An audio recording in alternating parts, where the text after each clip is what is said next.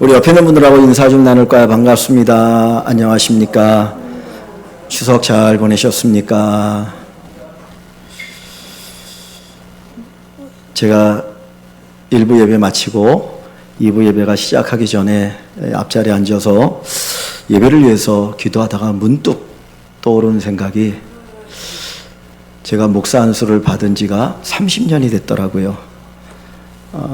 1995년 10월 11일 동평양로에서 목사 안수를 받고 서대문 교회에서 부목사로 5년 있고, 또 저희 교회에서 25년, 30년의 세월이 흘렀다라는 게 순간적으로 이렇게 느껴지면서 참 감사하다라는 생각이 듭니다. 왜냐하면 30년 세월, 주일 하면 한 달에 1년에 50주로 잡아도 30년이면 1500일이죠. 맞나요? 1500주일을 하나님께 예배를 드리고 예배를 인도할 때 하나님께서 건강 주셔서 한 번도 병원에 입원해서 또는 아파서 예배를 빠지거나 인도하지 못하고 이렇게 주님의 교회를 섬길 수 있었다는 것 자체가 하나님의 큰 은혜구나 하는 생각을 갖게 됩니다. 또 25년 동안 우리 교회에서 함께 같이 또 예배를 드리고 신앙생활을 할 수 있어서 감사했고 기뻤고, 또 하나님께서 또 앞으로 남은 목회 여정에 또 우리 교회에 더 큰 은혜 주시는 축복이 있어지기를 소원합니다. 우리가 오늘도 예배를 드리기 위해서 주의 전에 모였습니다. 한 가지 묻고 싶은 것이 있는데, 예배가 무엇입니까? 우리가 하나님께 예배를 드리기 위해서 매 주일마다 모이는데, 내가 예배를 드리는데 내가 드리는 그 예배가 어떤 의미가 있고 예배가 무엇인가 한번 자문자답했으면 좋겠습니다. 한국 교회는 주일 낮 예배, 주일 오후 예배, 수요 예배, 금요 기도회, 새벽 기도회 또는 구역 예배, 다양하게 많은 예배들이 있습니다. 정말 많이 예배를 드리면 일주일에 10번 이상 하나님께 예배를 드리는데, 그 예배가 뭐냐? 그 예배가 나에게 어떤 의미가 있느냐? 한번 생각해 보았으면 좋겠습니다. 여러분들에게 있어서 예배는 어떤 의미가 있습니까? 예배는 무엇입니까? 어떤 분들은 예배에 목숨을 겁니다. 나는 죽어도 예배 드리겠다. 그래서 직장을 선택할 때도 내가 주일 예배를 제대로 드릴 수 있는지 안 드릴 수 있는지 못 드리는지 그것 먼저 선택의 기준을 놓고 직장을 선택하는 사람이 있고, 또 여러모로 어떤 것들을 선택할 때 예배가 기준이 되어서 그 기준을 가지고 모든 것들을 선택하거나 판단하는 사람들이 있습니다. 과거에 우리 믿음의 선배들은 예배를 위해서 순교까지 했습니다. 예배 드리지 못하게 할 때 나는 죽어도 하나님 앞에 예배 드려야 된다. 그래서 순교를 구하고 예배를 드리기도 합니다. 여러분들에게 있어서 예배가 어떤 의미가 있고 예배가 무엇입니까? 우리가 시간이 남아서 이 자리에 모여서 예배드린 것 아닌 줄 압니다. 또 취미나 어떤 마음의 안식과 평안을 얻기 위해서 이 자리에 나와서 예배를 드리는 것 아닌 줄 압니다. 우리에게 있어서 진정으로 예배가 어떤 의미가 있습니까? 예배가 무엇입니까?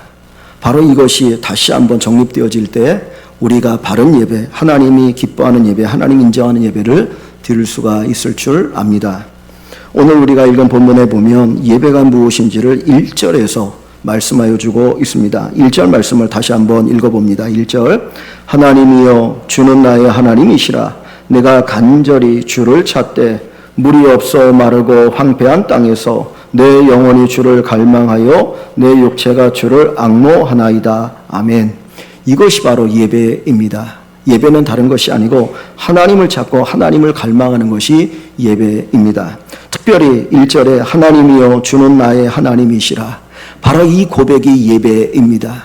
우리가 예배를 드릴 때에 찬송도 있고 기도도 있고 설교도 있고 헌금도 있고 축도도 있고 다양한 순서들이 있습니다. 그런데 그 모든 순서의 그 핵심은 뭐냐? 하나님이여 주는 나의 하나님이시라. 하나님이여 주는 나의 하나님이시라. 이 고백을 담아서 찬송을 드리고, 이 고백을 담아서 기도를 하고, 이 고백을 담아서 설교를 듣고, 이 고백을 담아서 하나님 앞에 헌금을 드리고, 이 고백을 담아서 우리가 축도를 받고 이제 세상을 향해 나가는 것입니다. 여러분, 여러분들이 예배를 드릴 때 여러분의 예배 가운데 이 고백이 있습니까? 하나님이여 주는 나의 하나님이시라. 하나님이여 주는 나의 하나님이시라. 이 고백이 가득한, 이 고백이 살아있는 예배가 드려지는 우리 모든 성도들의 예배가 되기를 주님의 이름으로 간절히 축원합니다. 다윗이 이 고백에 예배를 드릴 때 그는 어디에서 예배를 드리고 있습니까?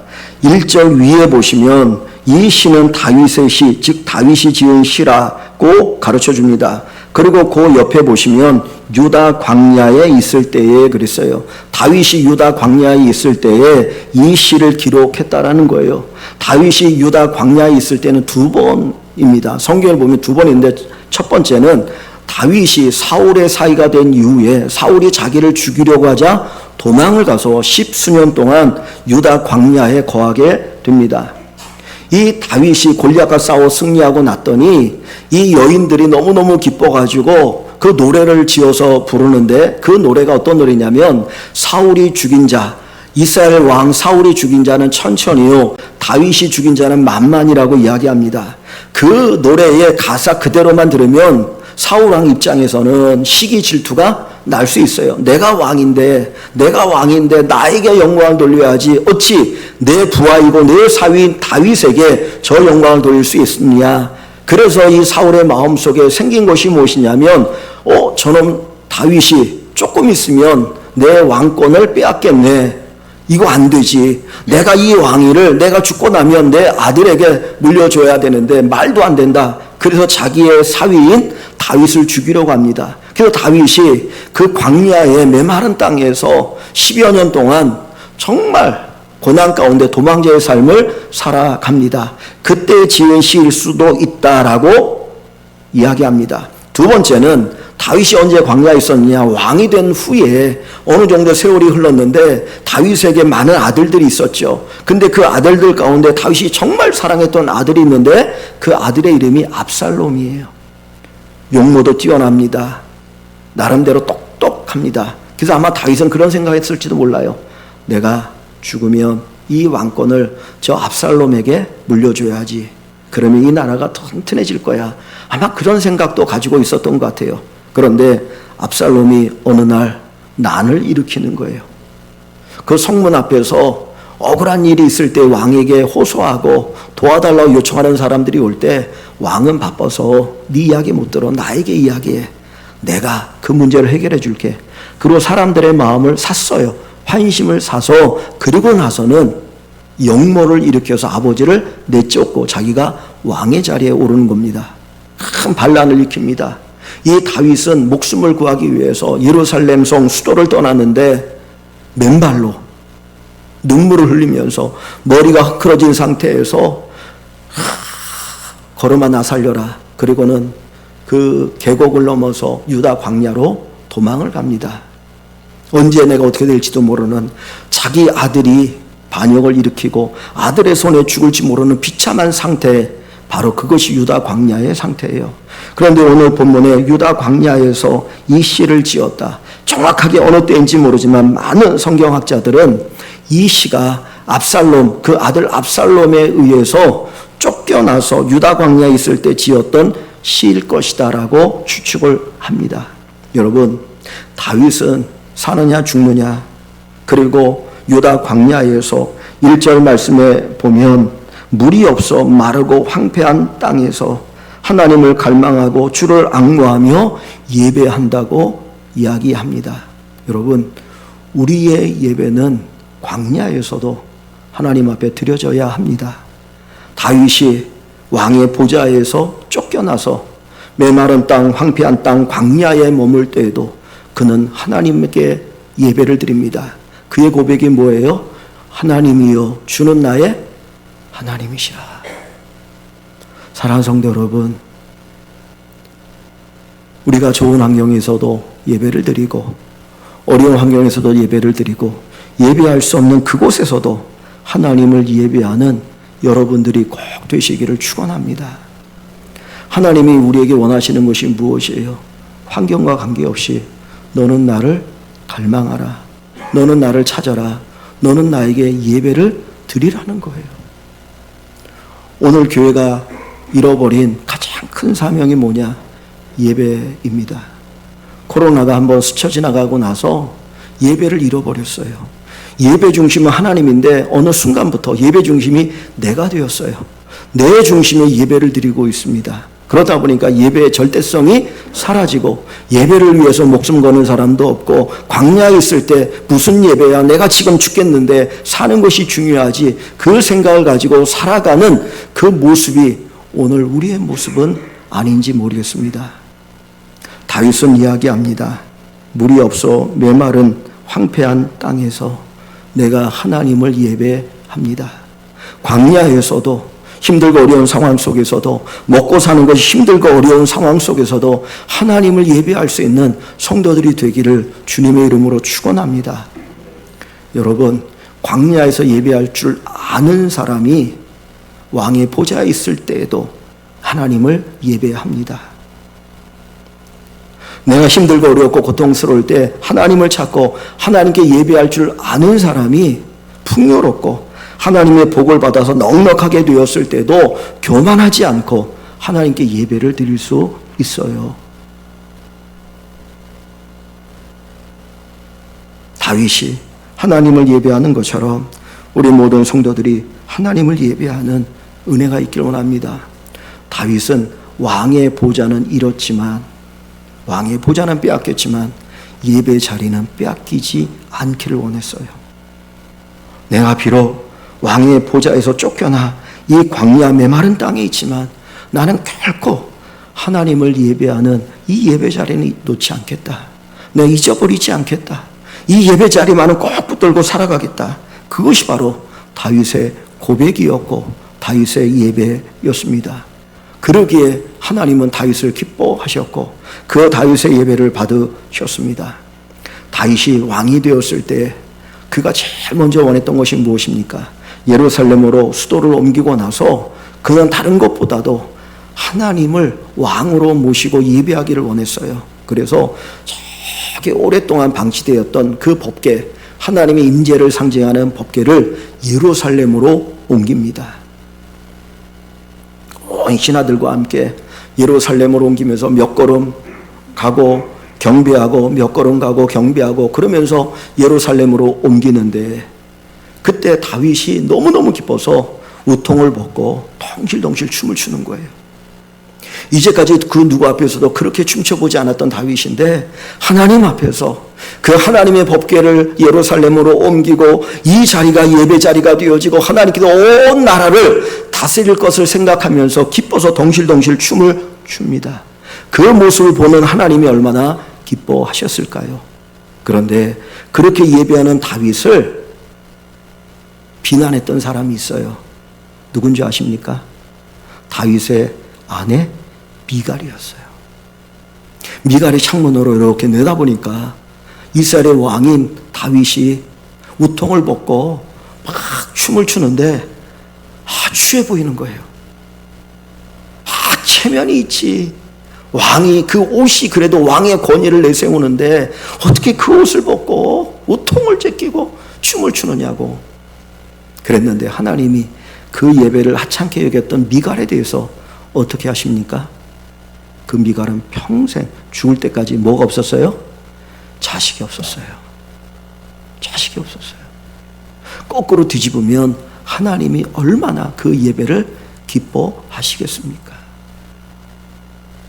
주님은 주님이 받아야 될 영광을 놓치기를 원치 않으셔요. 다른 누구에게 빼앗기를 원치 않으셔요. 하나님께서 왜 우리를 창조하셨습니까? 하나님이 저와 여러분을 왜 구원하셨습니까? 이사야서에 보면 하나님이 이스라엘을 창조하심은 나의 찬송을 부르게 하려 함이라, 나를 예배하게 하기 위함이라고 말씀하셔요. 우리 예배가 살아있는 예배, 하나님이 정말 찾으시고 기뻐하는 예배가 꼭 되기를 소원합니다. 여러분의 삶의 가치에 있어서 최고의 가치를 어디에 두어야 하느냐? 예배에 두기를 소원합니다. 예배가 내 인생의 방향이 되기를 소원합니다. 여러분, 여기 1절 한번 보십시오. 1절을 보시면 하나님이여 주는 나의 하나님이시라 내가 간절히 주를 찾되 그랬어요. 얼마나 주님을 갈망합니까? 간절히. 목마른 사슴이 시냇물을 찾는 것처럼, 시편 42편에 보면 목마른 사슴이 시냇물을 찾는 것처럼 웬만하면 견딜 수 있어요. 그런데 물이 없어서 오랜 시간을 버티고 나니까 이 사슴이 미쳐버리는 거예요. 그 사슴은 물 냄새만 맡아도 물이 어디 있는지 알아서 쫓아가거든요. 그 사슴이 시냇물을 찾는 것처럼 이 다윗은 하나님을 갈망해요. 그게 예배입니다. 여기 간절히 찾다라고 하는 말은 원래는 새벽에 찾다 하는 말이에요. 새벽에 찾다. 아침에 눈을 뜨자마자 뭐를 찾아요? 하나님을 찾아요. 아침에 눈을 뜨자마자 다윗은 하나님을 경배해요. 지금 그 메마른 땅, 황폐한 땅, 사느냐 죽느냐라고 하는 그 위기 속에 있지만 그는 하루의 첫 시간을, 아니 하루를 하나님께 예배하는 것으로 시작하고 있고 그렇게 예배를 원하고 있다라는 것입니다. 우리 안에 하나님이 제1우선순위가 되는 예배가 드려지기를 소원합니다. 4절 말씀에 가보시면 이러므로 나의 평생의 주를 송축하며, 나의 평생의 주를 송축하며, 왕의 자리에 있던, 광야에 있던, 내가 사느냐 죽느냐라고 하는 그 위기 상황 속에 있던 나의 평생에 하나님을 예배하며, 하나님을 예배하며, 평생, 이 평생이라고 하는 것은 내 인생은 예배의 삶입니다 하는 고백이에요. 예배드리는 사람이 바로 내 삶의 목적입니다. 하루의 첫 시각과 내 인생의 모든 것이 하나님을 예배하는 그 축복의 역사로 꼭 있어지기를 주님의 이름으로 축원합니다. 아까 우리가 불렀던 찬송 가운데 3절이 9절이 있죠. 3절이 우리가 드렸던 찬송 가운데 있습니다. 3절 한번 같이 읽어볼까요? 주의 인자하심이 생명보다 나음으로 내 입술이 주를 찬양할 것이라. 아멘. 여러분, 우리에게서 가장 중요한 게 뭡니까? 목숨 아닌가요? 그래서 예수님도 이런 말씀하시죠. 천하를 얻고도, 온 천하를 얻고도 무엇을 잃으면 아무 소용이 없다고요? 목숨을 잃으면. 내가 이 세상의 부귀영화를 다 얻었어요. 그런데 목숨을 잃으면 그 누가 누립니까? 남 좋은 일 시키는 거거든요. 목숨만큼 귀하고 소중한 게 없어요. 사느냐 죽느냐 위기 상황 속에서 그 하루, 이틀, 일주일을 살리기 위해서 얼마나 바등바등거립니까? 애를 씁니까? 얼마나 많은 재물을 투자하고 의사들이 수고합니까? 그런데 다윗은 그 목숨보다 더 귀한 것이 있다고 그래요. 목숨보다 더 소중한 것이 있다고 그래요. 다시 3절을 보십시오. 주의 인자하심이 생명보다 가치가 있으므로, 주의 인자하심이 생명보다 나음으로. 여기 인자라고 하는 단어는 헤세드라고 하는 단어인데 사랑입니다. 하나님의 사랑이, 주님의 사랑이, 변하지 않는 사랑이, 하나님의 아들 예수 그리스도를 우리에게 보내주는 그 사랑이 내 생명보다 더 귀하고 소중합니다. 생명이 중요하지만 그 생명보다 더 귀하고 소중한 것이 하나님이요 하나님의 사랑입니다. 다윗은 하나님이요 주는 나의 하나님이시라. 하나님이요 주는 나의 주, 나의 왕, 나의 주인, 나의 절대자, 나의 권능자이십니다. 이 고백이에요. 저와 여러분들이 이 고백을 가지고 살아계신 하나님을 예배하는 귀한 은혜가 있기를 주의 이름으로 축원합니다. 지금도 우크라이나와 러시아가 전쟁하고 있지요. 얼마나 많은 사람들이 죽었습니까? 많은 젊은이들이 전쟁 때 끌려가서 정말 비참하게 죽어갔습니다. 2022년 러시아가 한참 폭격할 때에 수많은 우크라이나 사람들이 대피소에 숨었습니다. 그리고 두려움에 떱니다. 이게 무너지면 우리는 죽는데 어떡할까? 두려움 속에서 살까 죽을까 그 두려움 가운데 있습니다. 그때 한 여성이 조용히 하나님을 찬송하기 시작합니다. 그 찬송의 노래는 주는 나의 피난처이시니, 주는 나의 피난처이시니. 많은 사람들이 떨 때에 그 한 여성의 노래가, 그 찬송이 울려 퍼지고 그 찬송 속에서 사람들이 하나님을 찬송하기 시작합니다. 그 대피소가 예배당이 되었습니다. 광야의 예배당이 되었습니다. 우리에게도 내 생명보다 주의 인자하심이 나음으로. 주의 인자하심이 내 생명보다 더 귀하고 소중하고 가치가 있다고 하는 이 고백이 저와 여러분들에게 꼭 있어지기를 소원합니다. 그래서 다윗은 이렇게 얘기하죠. 다시 4절 말씀을 보십시오. 4절에 보시면 이름으로 나의 평생에 주를 송축하며 주의 이름으로 말미암아 나의 손을 들리이다. 평생에 주를 송축하며, 이 송축한다는 건 하나님을 높이고 하나님을 찬송하는 의미가 담겨 있는데 본래 뜻은 뭐냐면 하나님 앞에 무릎을 꿇다는 거예요.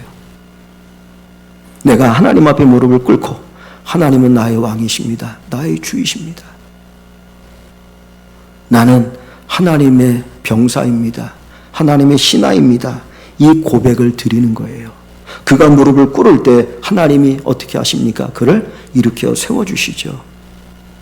내가 주님 앞에 무릎을 꿇고 주님을 경배하는 예배가 드려지기를 소원합니다. 8절 말씀을 보시면 나의 영혼이 주를 가까이 하리니 주의 오른손이 나를 붙드시려니와. 나의 영혼이 주를 가까이 하리니, 가까이 한다. 이 말은 붙는다는 거예요. 붙는다는 거. 여러분, 하나님이 아담을 창조하시고 아담 혼자 있을 때 보기에 좋지 않으셨어요. 그래서 누구를 창조하십니까? 하와를 창조하시죠. 그래서 결혼을 시켜요. 그러면서 뭐라고 말합니까? 둘이 어떻게 하라고요? 한 몸을 이룰지라, 하나 되라고 그러잖아요. 하나 되라. 이거 가까이 한다는 말이 하나 되는 것, 딱 달라붙는 거예요. 딱 달라붙는 것. 주님과 내가 하나 되는 것. 이 예배를 통해서 주님과 내가 하나 되는 것을 경험하는 것. 주님과 떨어질 수 없는 내가 되는 것. 그래서 예수님이 너는 내 안에 거하라. 나도 너희 안에 거하리라. 예배는 내가 주님과 하나 되는 거예요. 주님이 나와 하나 되는 것. 그래서 주님과의 그 인격적인 만남을 갖는 것이 예배입니다. 이 예배의 은혜가 저와 여러분들의 꼭 있어지기를 주의 이름으로 축원합니다. 오늘 이 다윗은 광야에서도 하나님을 예배했습니다.